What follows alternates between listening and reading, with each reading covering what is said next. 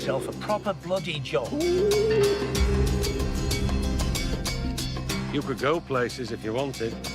You're a dad. I just hope you don't wake up one day and realise what you've missed. You're pregnant. I'm not bloody pregnant. Thank God for that. This is going to be the greatest comeback. The snowflakes have taken over the asylum. This place is a madhouse. I know you. Know you. I've got it! You were strippers. Are you still doing it? What do you think? Robert, Hey, Jeff. good morning. How are you, sir? I'm very well, thank you.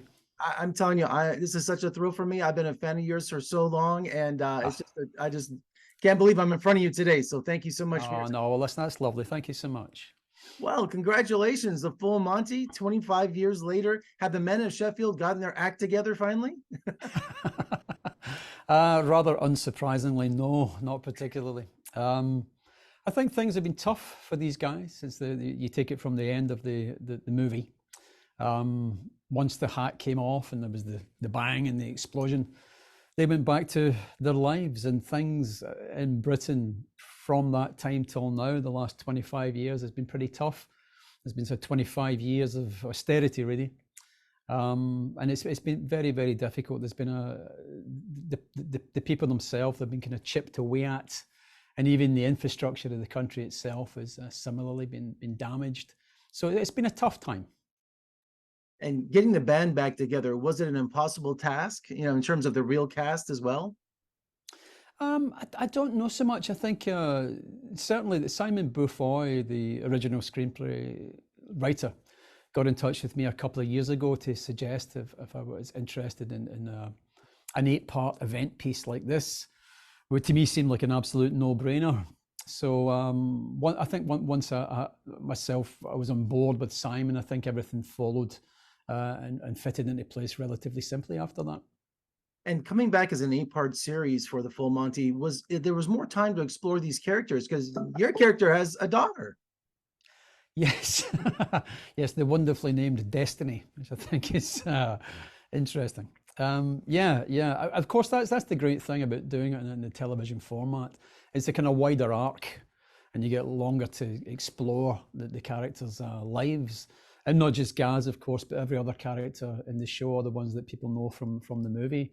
So yeah, I mean, that was another one of the reasons why I really wanted to do it. I thought this will be interesting to kind of take this further, And was it fun to go back on location and the people of the town to see coming back to shoot the full Monty once again a quarter of a century later?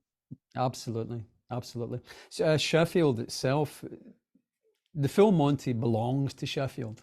They love it. They absolutely love it. It's their thing. It's their gift to the world. And in actual fact, a couple of times, when people watching you shooting on the street, a couple of times, 2 people said almost exactly the same thing to me, which they came up and chatting and they said, "Oh, Robert, thanks for coming back." And that was quite an emotional thing to hear, but it just it spoke to how much these people cared about the show. And the full Monty was such a hit back in the day. It really helped define independent cinema. Are you proud of that fact too? Well, absolutely. I mean, it was made for such a small amount of money. Even back in the day, it was a small amount of money. I think it was around about $500,000 or something like that. So for this little film, small independent British movie, to go to the heights that it did, I mean, of course, I'm immensely proud of that, and immensely proud of the industry that produced it. And Robert, what's the trick to standing still with arms full of pigeons? Was that a stuntman, or was that really you? It's interesting. That was the moment I was dreading the most, because I don't know. I don't have a fear of pigeons, but I'm maybe not that keen on pigeons. I thought, well, how is this going to work? I mean, surely when I put my arms down, these things are just going to fly off into the universe. But they didn't. They were amazingly well trained, and there was a pigeon handler. And as soon as I dropped my arms down, they flew back into their little coop. And they were probably the most well-behaved people on the set, these pigeons. They were amazing. We're better than actors, right? Much better than actors. Absolutely.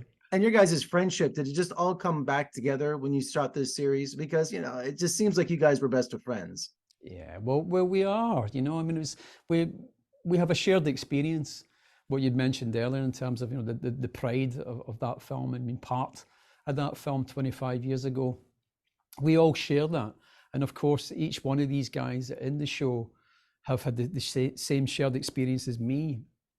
So it's kind of like looking in the mirror to a certain extent, and it really was like a kind of family reunion. It was fantastic. It's also for the audience. It's like finding our old friends. It's been a while. It's like a family reunion. So it works on this side too, Robert. Well, thank you. That's great. Well, congratulations on the new series. This has been a total thrill for me, and let's do it again soon. Thank you so much. Thanks, Jeff. A pleasure talking to you.